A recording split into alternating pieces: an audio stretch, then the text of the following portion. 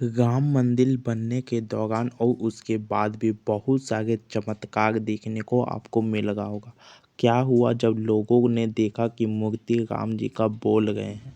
लेकिन उससे पहले हम जानेंगे कि राम मंदिर में आया एक वानर जो कि मूर्ति लेकर आते हैं, उसके बारे में शुरुआत से जानते हैं। तो अयोध्या में प्रकट हुए हनुमान वानर बनकर पहुंच चुके हैं, वो भी ये मूर्ति के साथ। इस वीडियो से आपने पहले देखा होगा और सुना होगा कई सारे चमत्कारों के बारे में, कई सारे बातें को सुने होंगे, और लेकिन ये बातें जो बताने जा रहे हैं वो बहुत ही ज़्यादा दिलचस्प है और बहुत ही ज़्यादा।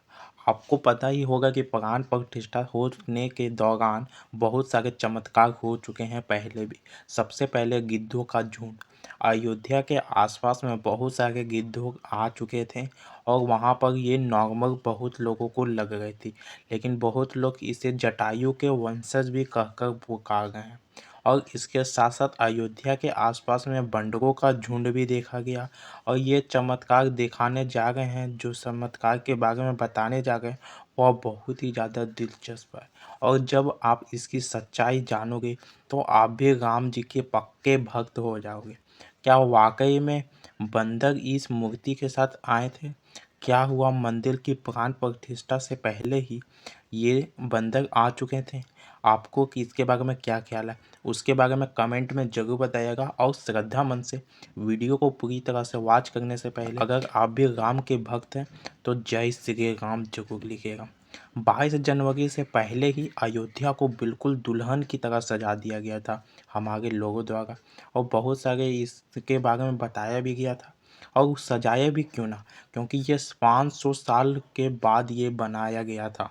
अगर हम इसके प्रतिमा के बारे में बात करें जो अंदर रखा गया है, उसका अगर वजन की बात करें तो करीबन 200 किलो है।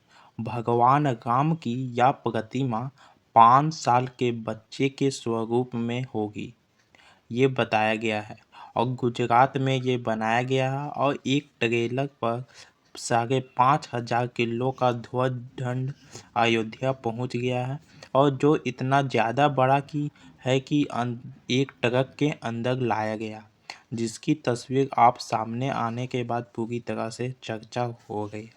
और इसके अलावा अगर हम बात करें वहाँ पर ढोलक की, तो उसका वजन भी अच्छा खासा बहुत ही ज़्यादा है। और उसके साथ साथ 2400 किलो का एक घंटा, मतलब इतना बड़ा बड़ा सामान वहाँ पर पहुँच चुका है। प्राण प्रतिष्ठा के बाद ये सभी का यूज अगर होगा इस घंटे का, तो लगभग 2 किलो तक शांत माहौल में पहुँच जाएगा इसकी आवाज़ को। और यही अगर अगरबत्ती की बात करें तो 108 फीट लंबी अगरबत्ती बनाई गई है। और यह अगरबत्ती आमतौर पर जैसे हम घरों में यूज करते हैं वैसा अगरबत्ती नहीं है। इसमें बहुत ही ज़्यादा मटेरियल का यूज किया गया है और इसका सुगंध बहुत ही ज़्यादा अच्छा है। और लगभग 1 किलोमीटर तक ये इसका सुगंध चला जाएगा, मतलब वहाँ पर अगर जला तो 1 किलोमीटर तक आपको आराम से दिखने और सूंघने को मिलेगा। और इसका बहुत ही ज़्यादा अच्छा बताया गया है। बहुत सारे ऐसे ऐसे मटेरियल से बनाया गया है जो आज तक कभी भी किसी भी तरह का यूज नहीं किया गया था। इसके साथ साथ दुनिया का सबसे बड़ा ताला भी बनाकर तैयार किया गया है। और या क्या आप कल्पना भी कर सकते हो कि 1100 किलो का दीपक भी बनाकर गुजरात से अयोध्या लाया जा सकता है, लेकिन हुआ है। आप जानकर हैरान हो जाओगे कि इतनी ज़्यादा अलग कि लोग दूर दूर से देखने के लिए वहाँ पहुँच गए। क्योंकि पहुँचे भी क्यों ना, ये हमारी बहुत ही ज़्यादा संस्कृति की बात हो जाती है। हमारे धर्म को सबसे आगे की ओर लेके जाने के लिए इसका बनना बहुत ही ज़्यादा ज़रूरी था। और इसके अलावा भी अगर आप प्रभु श्री राम के मंदिर में ऐसे चमत्कार हुए हैं जिसकी अयोध्या से लेकर पूरे भारत में लगभग चर्चा ही हो गई है। वही मंदिर के यज्ञ के लिए अगर हम बात करें तो राजस्थान से 650 किलो का देसी गाय का घी, जो कि मैं हम सब यूज करते हैं वो सब पूरी तरह से बकवास रहता है, चाहे किसी भी कंपनी का हो।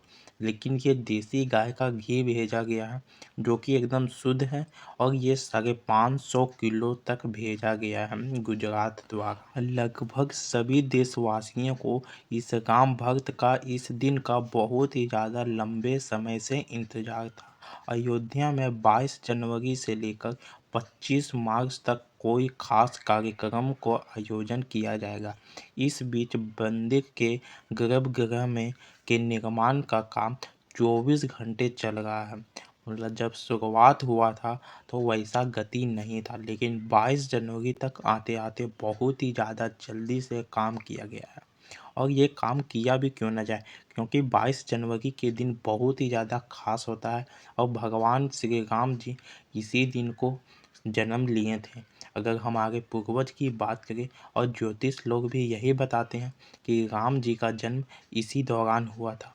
लेकिन अगर हम बात कर लेते हैं कि ये बंदर वानर ये मूर्ति लेकर कैसे आ गया था, तो आप इस वीडियो में एंड तक जरूर देखते। हमारे धर्म में मूर्ति का प्रतिमा बहुत ही ज़्यादा उच्च सीमा तक बताया गया है।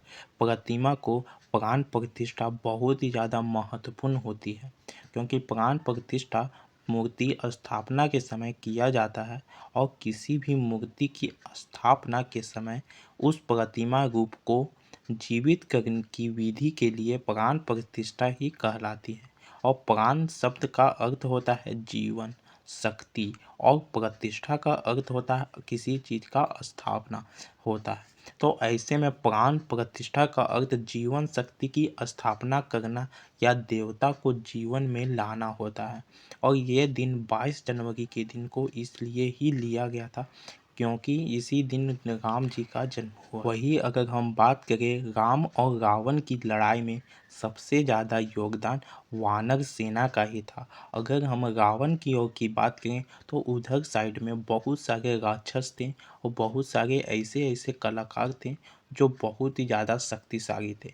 लेकिन वही राम के प्रति उनका सबसे बड़ा दोस्त भाई वो हैं लक्ष्मण, और उनका एकदम भक्त जो कि बहुत ही ज़्यादा उनकी सहायता किए थे, उनका नाम है हनुमान। हनुमान के बिना राम नहीं और राम के बिना हनुमान नहीं। वो दोनों के बीच इतना साथ था, इतना बहुत ही ज़्यादा लगाव थे, वो दोनों एक दूसरे के बिना रह भी नहीं सकते थे। अगर हनुमान जी की बात करें तो किसी भी काम को करने के लिए सबसे पहले हनुमान भगवान श्री राम का नाम ही लेते थे। अगर किसी काम को वो नहीं कर पाते थे तो वह श्री राम का नाम लेकर बहुत ही जल्दी और आसान से कर लेते थे, और वो किसी भी काम को अगर करते थे तो बहुत ही ज़्यादा लगाव हो जाता था। अगर आपका भी किसी भी तरह का काम नहीं हो रहा या काम करने का मन नहीं कर रहा तो आप श्री राम जी का नाम जरूर लीजिएगा। अगर 1 से 2 बार अगर आप नाम लेते हो श्री राम, तो आपको बहुत ही ज़्यादा अंदर से सकारात्मक ऊर्जा आती है और बहुत ही ज़्यादा आसानी से वो काम को कर लेते हो। और इसके साथ साथ हनुमान जी हमेशा श्री राम जी का ही नाम लेते थे, और उन दूसरी ओर उनके वानर सेना बहुत ही ज़्यादा उनकी पुल को बनाने के लिए मेहनत किए थे, और बहुत ही ज़्यादा दिमाग लगाकर बताया गया था और बनाया गया था। इसलिए वानर बहुत ही श्री राम जी के लगाव में रहते थे, उनके नज़दीक में रहते थे। और इसी वजह से अगर हम बात करें तो शुरुआत में बहुत सारे वानर को देखा गया था, और इसके साथ साथ बहुत सारे पक्षियों को भी देखा गया था, जिसके कारण बहुत लोग उन्हें जटायु के वंशज भी बता गए हैं और बहुत कोई उनको एक तरह का भ्रम बता गए हैं। लेकिन ये तो पूरी तरह सत्य है कि वहाँ पर बनने से पहले बहुत सारे पक्षी वहाँ पर पहुँचे थे, बहुत सारे जानवर भी वहाँ पहुँचे थे। और इसके साथ साथ सबसे ज़्यादा गर्व की बात है कि वहाँ पर वानर को बहुत ही अच्छे से पहुँचे थे, आपको भी पता होगा। वीडियो अच्छी लगी तो आप कमेंट में जय श्री राम जरूर लिखिएगा। आपका इस वीडियो में आने के लिए बहुत बहुत धन्यवाद।